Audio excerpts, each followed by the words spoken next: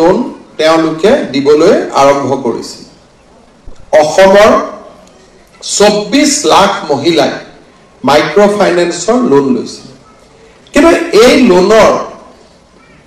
যেটো rate of interest আছিল 24% 26% আৰু কোনোবাই যদি 1 লাখ টকাৰ লোন লয় আৰু তাৰ পিছৰ বছৰত যদি 1,25,000 টকাৰ তেওঁলোকৰ মূল আৰু সুদ মিলি বেংকত ধাৰৰ এটা পৰিমাণ হৈ গৈ অসমত এনেকুৱা কোনো ব্যৱসায়ী নাই যি ব্যৱসায় সফল হ'ব পাৰে লোন দিয়াৰ যেটো শৰ্ত আছিল সেই শৰ্তসমূহ বেছিকৈ শিথিল হৈ আছিল আৰু লোন উদ্ধাৰৰ বাবে নিয়োগ কৰা এজেন্টসমূহৰ যি উদ্ধাৰ কৰা লোন উদ্ধাৰ কৰাৰ যেটো ব্যৱস্থা আছিল হিউ সমালোচনাৰ উদ্ধত নাছিল এটা সময়ত অসমৰ মহিলাসকলৰ মাজত এটা এই লোনটোৰ বিৰুদ্ধে এটা অশান্তিৰ সৃষ্টি হৈছিল আৰু চৰকাৰে ইয়াত হস্তক্ষেপ কৰিবলগীয়া পৰিৱেশ হৈছিল চৰকাৰৰ হস্তক্ষেপৰ ফলত মহিলাসকলে সকাহ পাইছিল যদিও যিসকল মহিলা দৰাচলতে ব্যৱসায়ত টকা পইচা বিনিয়োগ কৰিছিল তেওঁলোকৰ বাবে নতুনকৈ লোন লোৱাৰো যেটো পৰিৱেশ আছিল সেই পৰিৱেশটো বন্ধ হৈ গৈছিল যেতিয়া আমি মাইক্ৰ ফাইনেন্স লোনত বেয়া বুলি কওঁ যিসকলে লোন লৈ ভাল কাম কৰি আছিল তেওঁলোকেও ভৱিষ্যতে লোন পোৱাৰ ৰাস্তাটো এক প্ৰকাৰ বন্ধ হৈ গৈছিল আৰু বহুত কোম্পানীয়ে অসমত অপাৰেচন বন্ধ কৰি তেওঁলোক অসমৰ পৰা আঁতৰি গৈছিল সেই সময়ত নেটফিল চেয়াৰম্যান মেনেজিং ডাইৰেক্টৰ দায়িত্ব মূৰ্তি ডাঙৰীয়াই গ্ৰহণ কৰিছিল আৰু আমি সকলোৱে জানো যে তেওঁ ষ্টেট বেংক অফ ইণ্ডিয়াৰ চিফ জেনেৰেল মেনেজাৰ হিচাপে নৰ্থ ইষ্ট জোনত সুখ্যাতিৰে তেওঁ কাম কৰি গৈছিল আৰু নৰ্থ ইষ্টৰ পৰিৱেশৰ ওপৰত তেওঁৰ এটা ফাৰ্ষ্ট হ্যান্ড এক্সপেৰিয়েন্স আছিল তেখেতে মোক আহি কৈছিলে যে আমি এটা নতুন প্ৰডাক্ট আৰম্ভ কৰিব পাৰো যত নেকি আমি 12% আমি সুদ লম আৰু 12% সুদত আমি মাইক্ৰ ফাইনেন্সৰ লোন দিম মই তেওঁক কৈছিলো যে বেংকৰ পৰা আপুনি লোন লৈ ৰিফাইনেন্স 12%ত কেনেকৈ কৰিব এতিয়া তেখেতে মোক কৈছিলে যে 70 কোটি টকা মই ভাৰত চৰকাৰৰ পৰা বিনামূলীয়াকৈ পাওঁ বিনা সুতত পাওঁ আৰু বেংকৰ পৰা মই 8%ত লোন ললে আৰু দুইটা যেতিয়া মই ব্যালেন্স আউট কৰি দিম তেতিয়া মই উইদাউট প্ৰফিট 12%ত মই মাইক্ৰ ফাইনেন্সৰ লোন দিব পাৰিম মোৰ মনত সন্দেহ আছিল মই ভাবিছিলো হ'ব নহব কাৰণ সেই সময়ৰ পৰিৱেশটোৱে এটা পৃথক পৰিৱেশ আছিল 22ৰ পৰিৱেশ কোভিডৰ পিছৰ পৰিৱেশ আৰু সেই পৰিৱেশত এই আঁচনিখন সফল হ'ব বুলি ময়ো অনুমান কৰা নাছিলো কিন্তু আজি আমাৰ বাবে সৌভাগ্যৰ কথা যে যোৱা দুটা বছৰত 27 সংখ্যক ইনকৰ্পোৰেচন দিন অৰ্থাৎ 2022 চনত আমি এই আঁচনিখন আৰম্ভ কৰিছিলো যত 2 লাখ টকা পৰ্যন্ত লোন পাব মৰ্টগেজ দিব নালাগিব আৰু 12% ইন্টাৰেষ্টতে আমি টকাৰ ব্যৱসায় কৰিব পাৰিম 24-25% ইন্টাৰেষ্ট টকা দিব নোৱাৰিলে ঘৰৰ পৰা টিভি ফ্ৰিজ উঠাই লৈ যোৱাৰ এটা পৰিৱেশ তাৰ বিপৰীতে 2 লাখ টকা লৈকে উইদাউট 12% ইন্টাৰেষ্ট উইদাউট মৰ্টগেজ আজি আমি ভিজুৱেল খনত চাইছো যে কেনেকৈ ক্ষুদ্ৰ উদ্যোগী সকলে তাক আদৰণি জনাইছিল আজি আমি গৌৰৱ অনুভৱ কৰো যে যোৱা দুটা বছৰত 125 কোটি টকাৰ লোন আদায় দিয়া হল 10,891 গৰাকী ক্ষুদ্ৰ উদ্যোগী ইয়াৰ পৰা আজি এক প্ৰকাৰ ক'ব গলে আমি এটা নতুন জীৱন আমি মুকলি কৰিব পাৰিম ইংৰাজীত কোৱা কথাখিনি আমি বহুতে কিমান বুজিছো বুজা নাই কিন্তু শুৱালকুছিৰ শিপিনী গৰাকীয়ে যেটো কথা ক'লে আমি সকলোৱে শুনিছো যে কমিটিৰ পৰা যদি লোন লয় মাহত এটা ইন্টাৰেষ্ট মাইক্ৰ ফাইনেন্সৰ আন ইনষ্টিটিউট বিলাকৰ পৰা লোন ললে 25-24% ইন্টাৰেষ্ট নেটফিৰ পৰা 12% ইন্টাৰেষ্ট লৈ 1.5 লাখ টকা দি তেখেতে এটা নতুন জীৱন আৰম্ভ কৰিছে আৰু আজি ইয়াত গোট খোৱা সকলো মহিলাই এই আঁচনিৰ পৰা উপকৃত হৈছে নে আপোনালোক কোনে কোনে হৈছে হাত ডাঙকচোন কোনে কোনে লোন পাইছে আপোনালোকে যদি পাইছে হাতখন ডাঙৰ কৰি ডাঙক আৰু যদি নাই পোৱা সৰু কৰি ডাঙক 12%ত আজি আমি ইয়াত উপস্থিত থকা মহিলাসকলে লোন পাইছো আৰু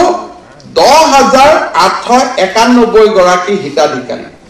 আৰু হিতাধিকাৰীৰ মাজত বিশেষত্বটো হ'ল যে 96% মহিলা অৰ্থাৎ 96% মহিলা ইয়াত উপকৃত হৈছে এতিয়া আমাৰ সন্মুখৰ ৰোড মেপটো কি 2022 চনত এটা আমি প্ৰয়োগ কৰিলো 2024ত আমি 10,000 সংখ্যাত উপনীত হলো 12% ইন্টাৰেষ্ট 12% টো কেনেকে বনোৱা হৈছে 7% নেট ফি আৰু 5% আমি ইয়াত শুনিলো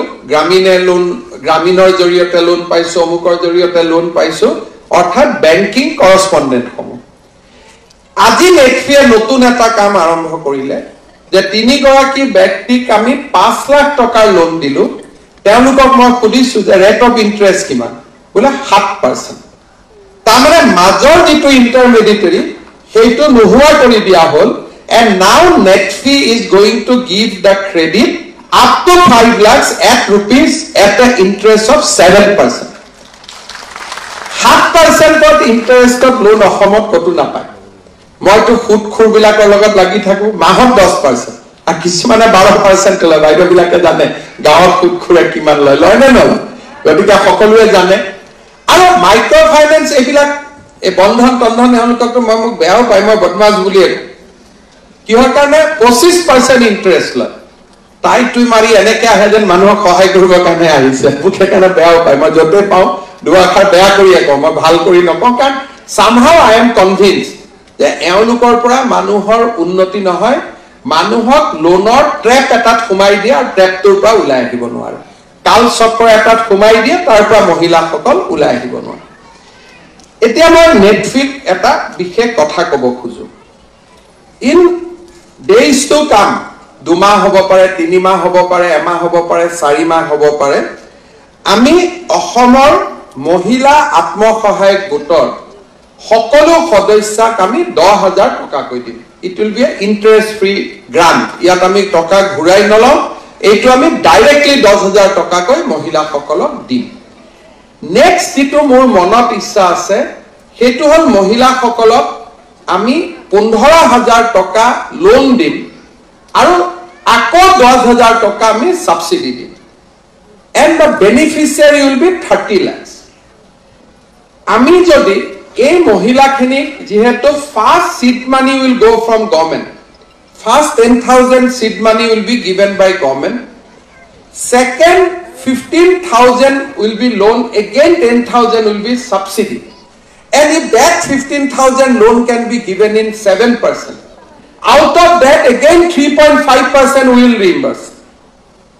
that means amar mohila সকলে সৰু সুৰা উদ্যোগ কৰাৰ এটা বহুত ডাঙৰ সুবিধা লাভ কৰিব মই নেটফিৰ সিএমডি মহোদয়ক অনুৰোধ কৰিম যে আপুনি আমাৰ মহিলা উদ্যমিতা আঁচনিটো ষ্টাডি কৰি লওক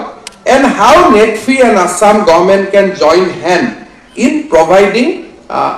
further loan to our beneficiary amar hitadhikari sokolok keneke ami aru beneficiary dibo paru ditiyote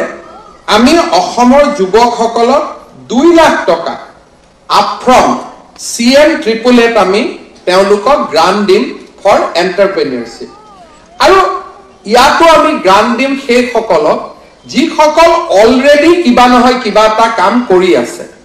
already those who are involved in some economic activities যদি 2 লাখ টকা সৰকাৰৰ পৰা লোন লয় আৰু 2 লাখ টকাৰ ওপৰত তেওঁলোকক যি লোন লাগে if Netfi comes in and help them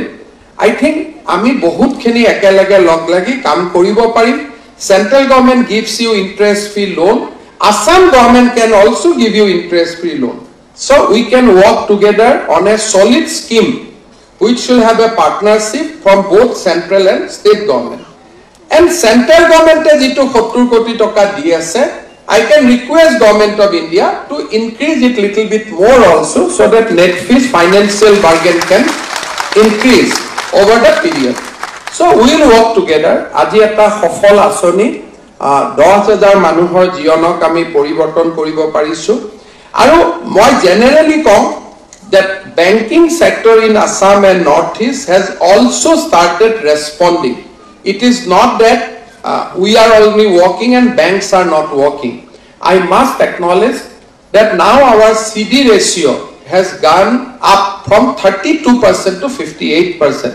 যেটো অসমত ট্ৰেডিশনালি 32% আছিল ভলিউম কম আছিল এতিয়া ভলিউম ইনক্ৰিজ হৈছে